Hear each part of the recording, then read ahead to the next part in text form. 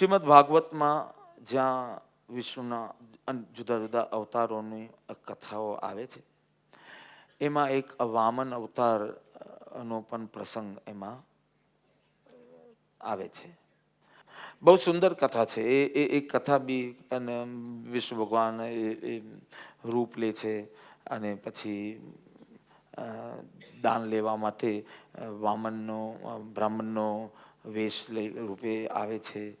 અને વામન છે, એકદમ નાના છે, અને કહે કે ભાઈ હું સાધના કરવા બેસું છું, પણ રાક્ષસો બહુ હેરાન કરે છે, એટલે કશે સાધના કરવા મળતી નથી. એકદમ ટૂંકમાં કહું છું તો એક થોડી જગ્યા મારી પોતાની હોય ને તો ત્યાં હું શાંતિથી મારી સાધના કરી શકું, તો મને એક થોડી જગ્યાનું દાન જોઈએ છે, તો આપી શકે. અને તે વખતે એનું રૂપ એકદમ પેલું વામન હતું, તો કે 3 પગલાં જેટલી જમીન જ જોઈએ, 3 જ પગલાં જેટલી, એનાથી વધારે નહીં.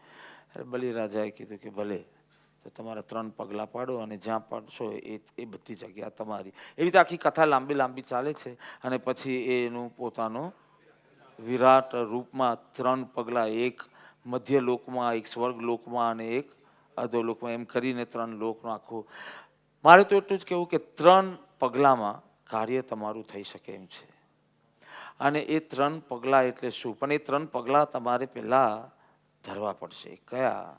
તો કે એક છે શ્રવણ, બીજું છે સ્મરણ ને ત્રીજું છે આચરણ. આ રીતે સંતો કહે છે 3 પગલામાં તમે 3 લોક પ્રાપ્ત કરી લેશો: શ્રવણ, સ્મરણ અને આચરણ. શ્રવણ, જો બાઇબલનું એક કથન મને બહુ જ પ્રિય છે. આમાં સ્કૂલમાં બાઇબલના અવતરણો વાંચવામાં આવતા, એમાં હતું, જો તારી પાસે કાન હોય તો સાંભળ. એમ ઈસુએ એક બોધમાં, if you have ears listen. જો તારી પાસે કાન હોય તો સાંભળ. હવે હું નાનો હતો ત્યારે આ વાંચું ને હું વિચારું છું કે આ ઈસુએ કોને કીધું હશે? તો કે જેની પાસે કાન છે તેની પાસે જ. બહેરાવ આગળ તો નહીં કીધું હોય ને. કાન છે એને જેમ કે જો તમારી પાસે કાન હોય તો મારી વાત સાંભળો. એટલે કંઈ બહુ વાત બેસી નહીં તે વખતે. પછી આગળ જતા એના રહસ્યો ખુલ્યા. જો તારી પાસે કાન હોય તો સાંભળ, એટલે કે જો તારી પાસે રુચિ હોય તો મારી વાત સાંભળ. આમ એનો અર્થ થાય, કારણ કે કાનવાળા પાસે જ વાત કરે છે, એટલે કે આમ ફીલ કરીને નક્કી નથી કરવાનું. એ સાંભળે ત્યારે તો પછી આગળનો ક્રમ કરી શકે. એટલે આનો અર્થ એ કે જો તારી પાસે રુચિ, ખરા કાન તે છે કે જે આત્મામાં રુચિ જાગી હોય. એટલે પહેલા તારું આખું શ્રવણ તારા સદગુરુને ધર. આ પહેલું પગલું છે. અને અર્જુને એ જ કર્યું ને. there was so much outer disturbance and inner disturbance. અંદર કેવો વિષાદ હતો, એટલે કેટલા સંકલ્પ વિકલ્પ હશે. હા, અને બહાર બી કેટલો અવાજ હતો, કેટલી મોટી સેના, કુરુક્ષેત્ર રણ મેદાન, બેટલફિલ્ડ, એટલે બહાર પણ કેટલો બધો અવાજ. પણ અર્જુનની જે શ્રવણ ભક્તિ હશે એના કારણે એને સાંભળ્યું, એને બરાબર સાંભળ્યું. કારણ કે પરમ કૃપાળુ દેવે જે લખ્યું, કરી વૃત્તિ અખંડ સન્મુખ. કરી વૃત્તિ, આ જો આ એક આક્રમક સદગુરુના છે. તું સાંભળ અને બરાબર સાંભળ. આવું સંતો નહીં કરે, સત્પુરુષ નહીં કરે. જો ભાઈ હું તો સંભળાવું છું, તમારે સાંભળવું હોય તો સાંભળે, તો હું તો આ કહીને ચાલ્યો. તમને નિષ્પૃહતાના દર્શન થશે. પણ સદગુરુ એનાથી એક ઊંચું પદ છે કે નિષ્પૃહ પણ રહે છે અને છતાં કરુણાથી આક્રમક નહીં. તું સાંભળ, તારી વૃત્તિ અખંડપણે સન્મુખ કરીને સાંભળ. હેતુપૂર્વક સાંભળ, પ્રયોજનથી સાંભળ, મારો શું હેતુ છે એ સમજીને સાંભળ, બરાબર ન્યાયથી તોલીને સાંભળ, અને આખી ચીજ સાંભળીને સ્વચ્છંદ પ્રતિબંધ ટાળીને કામ કર. કે ગમે તેમ નહીં કે આમ વચમાં તારું ચિત્ત ચાલ્યું જાય. તારી વૃત્તિ અખંડ કરીને તો હું ચાલ્યો. આ જો તું નહીં આપે આવું, તો જો શ્રવણની તૈયારી ન હોય તો હું ચાલ્યો. આવું સંત નહીં કરે. જો તમે સમજવાની કોશિશ કરો. અને આ સંત અને સદગુરુ બે નથી, એક જ છે. હા, જ્યારે તું એને સદગુરુ પદે ધારશે ત્યારે એનું આ રૂપ, અને નહીં હોય ત્યારે એ પહેલાનું આ રૂપ. એમ પણ બની શકે, બે અલગ બી બની શકે, પણ આ ફેર છે. તો એક તો તારું આખું શ્રવણ એમને ધર, એટલે કે વારંવાર એમના વચનોનું શ્રવણ કર, એમના વચનોના આજ્ઞાના આશયોનું શ્રવણ કર. જે બોલાશે નહીં છતાં સાંભળવાનું. એમની આંખો તને શું મેસેજ આપે છે તે શ્રવણ કર. દર્શન નથી બોલતો, શ્રવણ. એ પણ કંઈક કહે છે એ તને પકડવું જોઈએ. So many times you don't even listen, you listen to your self. તારા જ સંકલ્પ વિકલ્પનું સાંભળો અને પછી બધું થાપો સામે, આરોપિત કરો સામે. એ શું? તું તારી જાતને પાછળ મૂકી અને પકડ, અરીસાની જેમ પકડ. આમ બધું અંદર તું ચિતરી લે અને પછી તું એનો પ્રતિબિંબ પાડવા દે ને તો તારા ચિત્રની અંદર જ પડે અને પછી તને લાગે કે આવું ચિત્ર છે. એટલે શ્રવણ પહેલા સમ્યક શ્રવણ, બીજું છે સ્મરણ. એટલો બધો જેના શ્રવણ કર્યા પછી મહિમા હોય ને તો સ્મરણ થાય. નહીં તો અહીંયા તાલી પાડશો પણ બહાર જઈને કહીશ ને કે શું હતું પેલું આરધ ભાગનું ને બધું શું હતું, તો કે બહુ સારું હતું, કંઈ યાદ નથી. હવે એક તમારો સંયોગક્ષમના કારણે યાદ નહીં, એની વાત નથી કરતો.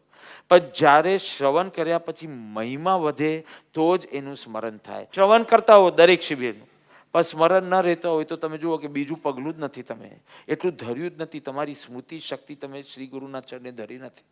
એટલે વિષયોનું સ્મરણ થાય, ગુનાઓ અને ભૂલોનું સ્મરણ થાય, પણ સદગુરુના નામનું, સદગુરુના વચનનું, સદગુરુના ઉપકારોનું સ્મરણમાં ચૂકી જાય છે. વાત બેસે ને? સૂફી ફકીર જુનેદ, એને દાઢી કરાવવાની હતી અને મક્કાની જ વાત છે. અને એક અજામ પાસે જાય છે, નાઈ પાસે જાય છે અને કે ખુદા કે નામ પે જરા દાઢી બના લો. અને એને પહેલાં ફટાફટ દાઢી કરી આપી. પછી એની પાસે એકાદ સિક્કો હતો તે એને આપ્યો.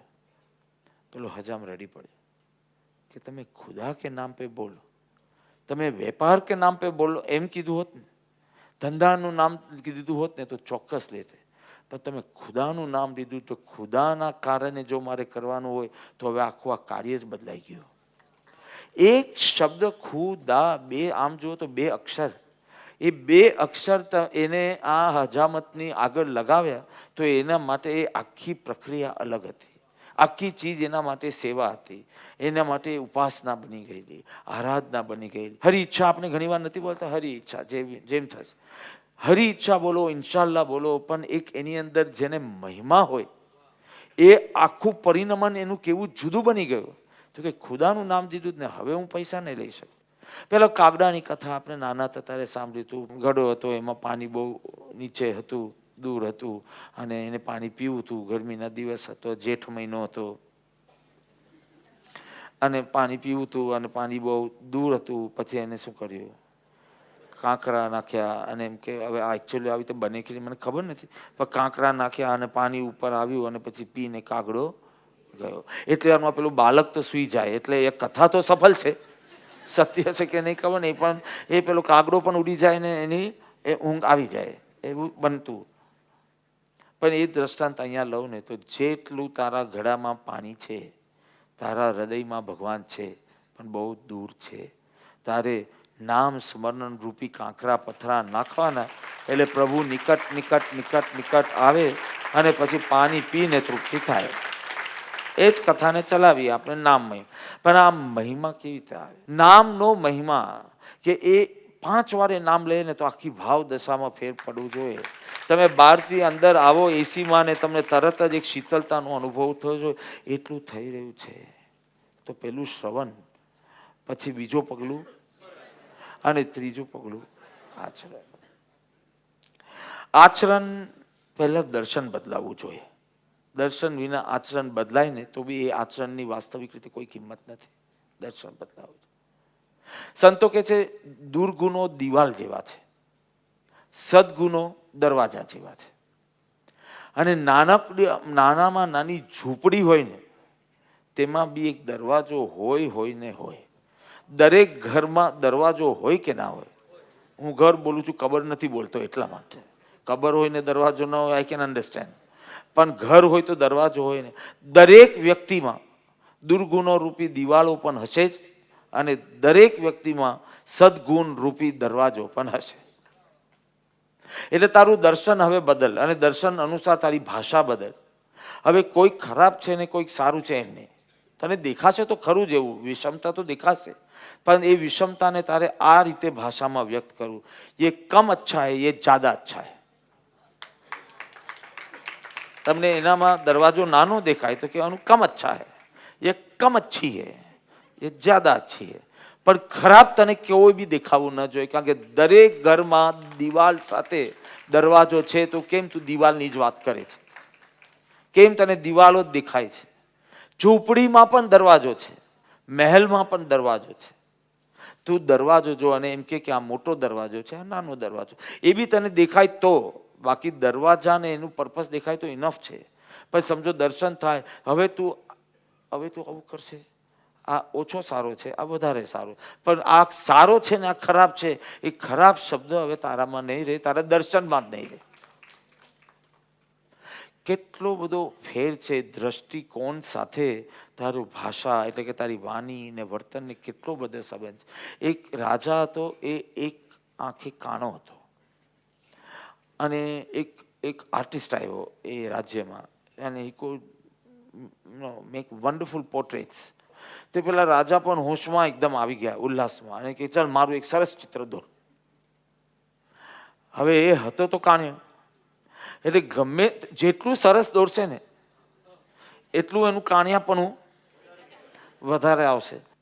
બધા ગભરાયા કે આ બન્યા પછી આ મરવાનું છે, કારણ કે આજુબાજુ બીજા લોકોને પણ એ દોરવાનો છે. એ બધા 2 આંખવાળા દોરશે અને રાજાને 1 આંખવાળો દોરશે. એટલે પછી રાજા હમણાં તો બહુ હોશમાં છે, પણ આ જોશે ને, ભલે સત્ય છે પણ ચિત્રમાં જોશે, એટલે આનું આવી બનવાનું. બસ હવે આ થોડીક ક્ષણો આ માથું એનું શોલ્ડર્સ પર છે, થોડીક ક્ષણોમાં જ આ આવેશમાં આવવાનું અને આનું માથું જવાનું. પહેલા એ ચિત્ર બનાવ્યું અને એ ચિત્ર રાજાને બતાવ્યું. રાજા અત્યંત ખુશ થઈ ગયા અને એને સોના મોરનો ભેટ આપે છે. હવે તમે વિચાર કરો કે એને ચોક્કસ 2 આંખ બનાવી હશે, કાનિયો નહીં બનાવ્યો હોય તો જ રાજા ખુશ થઈ શકે, ને તો ખુશ તો ન થાય. ના, એને કાનિયો બનાવ્યો તો રાજા કેવી રીતે ખુશ થયો?